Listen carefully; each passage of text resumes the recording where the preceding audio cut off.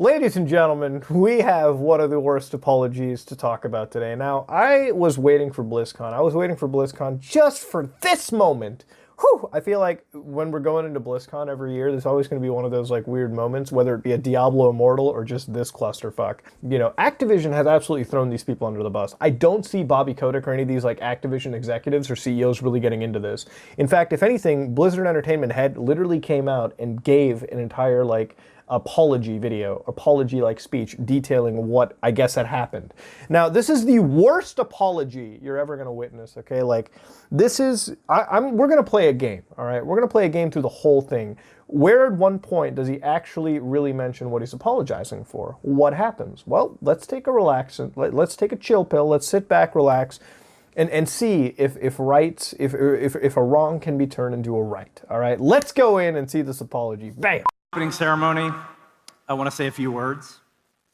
You know, Blizzard had the opportunity to bring the world together in a tough Hearthstone esports moment about a month ago, and we did not.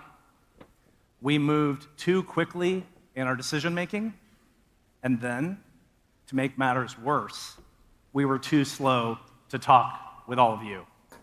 Okay, so basically what we heard over here so far, all right, they had a Hearthstone tournament.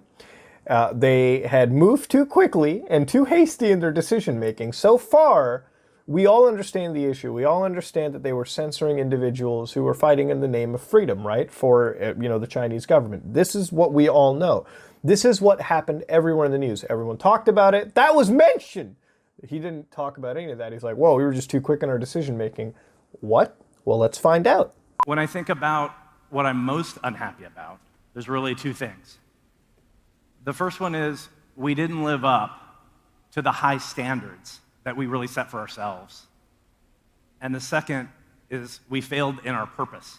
We failed in our purpose, and we didn't live up to the high standards. What are these high standards? What are you going to talk about? That you're some fucking champion of human rights? Well, that couldn't be it.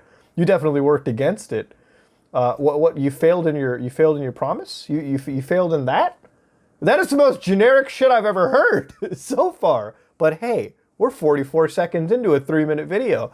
Let's see, does it get better? And for that, I am sorry, and I accept accountability. So what exactly? That is, I'm not going to say that's planted laughter, but that sounds eerily similar to like Fallout 76. You know, when they showed the Battle Royale, like, woo, guys, Battle Royale. Yeah, okay. I'm sure all the people for FO76 came into the crowds and said, oof, what this game needs is a Battle Royale. Oh my. Yeah, I'm not going to say it's a plan or anything, but nothing was apologized. He said, I apologize that we just never lived up to our promise, or you never detailed what the promise was, what the standards were. What happened during this Hearthstone tournament, Blizzard? You know, usually during a fucking apology, you tell people what you're apologizing for. Not that things happened and I'm sorry. All right, BP Oil Company. All right, I guess you're sorry. Good for you. Awesome. So what exactly is our purpose?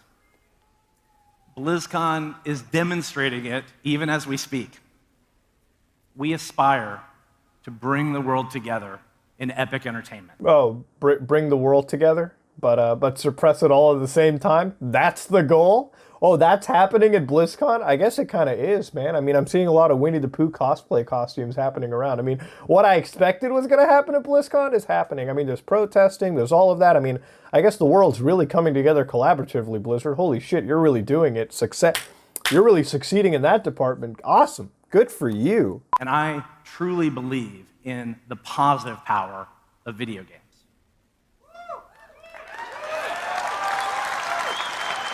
Positivity, awesome. When we get it right, we create a common ground where the community comes together to compete, connect, and play, irrespective of the things that divide us. As an example, BlizzCon has people from 59 countries all around the world here at the show today. So So this is the weird part of the apology. At this point, it's all pretty much over. There's no apology that's going on. Now we're at the point where we're flexing company muscle. Oh, you have 59 studios. Wow. Most AAA developers have multiple studios worldwide. This is not a shocking thing. That's like telling me, oh, you guys know human beings need oxygen? Whoa, I'm a huge shocker. Really? Human beings need to eat to thrive? Big AAA companies have multiple offices worldwide? No, surely they couldn't. God, I mean, really? Okay, so 59, companies all over the world. Oh, they all matter? Yeah, I think one matters more than the other. That one, yeah, definitely catered to. Jesus Christ. There's no commonality. The whole idea of common ground that you're going for is already wiped off. You're not treating people equally in this situation, Blizzard. You're clearly picking one economic market over the other. And for all the wrong reasons. I mean, come on, you haven't addressed the actual situation. There has been no apology. But let's go further. Fuck. Maybe we'll get something in the last minute, right? I mean, I can only hope. To transcend divisions that surround us in so many of our places today. We will do better going forward. But our actions are going to matter more than any of these words.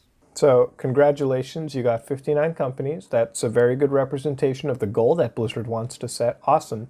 So you're going to go forward and do better? Your actions are going to prove it. What are you exactly going to do better? Like, the whole thing about this video real right now is that there's nothing being said. All right, there's like nothing. All right, you literally been given the most PR fucking bullshit right now. But let's go further into it. Fuck, let's do it. Our best moments are here in our shared passion for Blizzard games.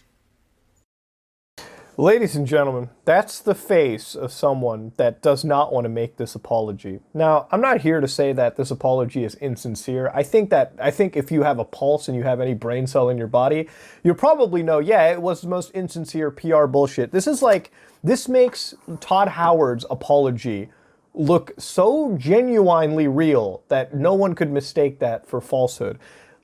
Ladies and gentlemen, okay, nothing was addressed, all right? I was sitting here waiting for this apology to address everything. When I saw that this was a 3-minute apology, I immediately looked in my head and said, we're ready for a PR bullshit speak.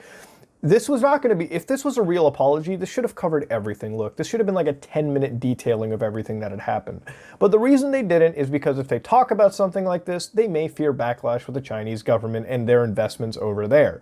Now, I understand money is an important thing, and no other company, we give Blizzard shit, but if we really look at it, whether this would have been Epic Games, Valve, whatever company out there, EA, they would all have caved into the Chinese government. There's just simply too much money to be made. So just singling out Blizzard because of this is not okay. You have to understand everyone would have done it. Blizzard's the only one with a proven track record, but I would bet that most gaming companies, most publishers would have succumbed to this in some way, shape, or form.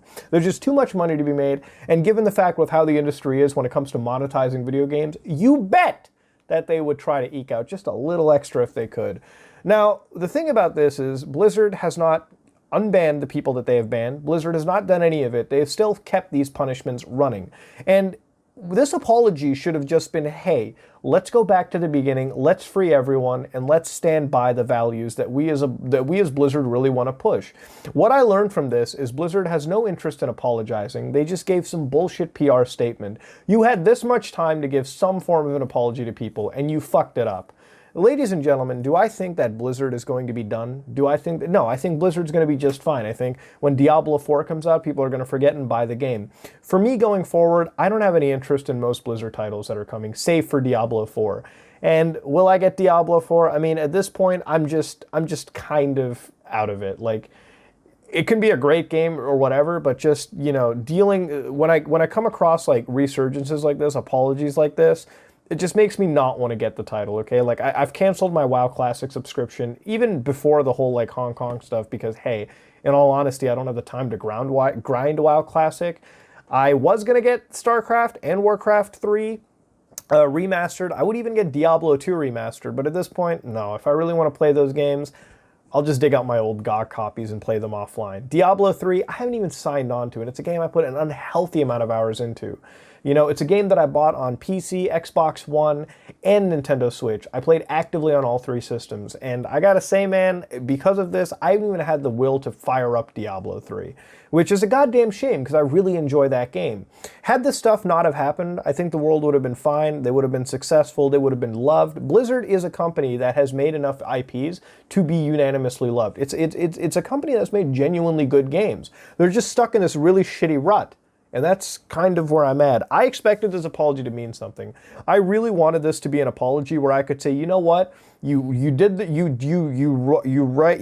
your wrongs, everything was cleared, and I can finally go and pre-order Diablo 4 when it comes out. Fuck, that would have been great.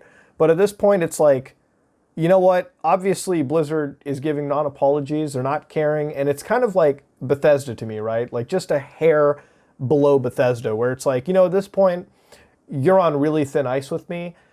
You have some games I care about, like Diablo 4 here and Elder Scrolls 6 on the Bethesda side, but it's going to take a lot of trust to earn me back and earn a lot of gamers back. At the end of the day, will boycotting Blizzard or shitting on them do anything? Maybe not. Maybe they're already making their losses somewhere else. Maybe that's happening.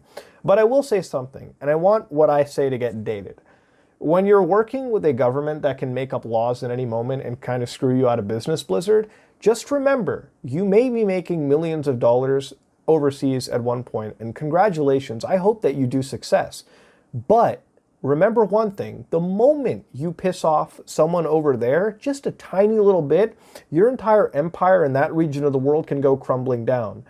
Blizzard, you are not as big as Google. Google had a hard time doing what you're doing in China already. Apple, all these companies, they have to appeal to so many laws and succumb so much being far bigger than you. So if you think that you're just going to succeed out of nowhere and keep skating this and go through controversy to controversy, just remember at some point the castle may come crumbling down. And if it does, your American audience may not be there to entirely support you back.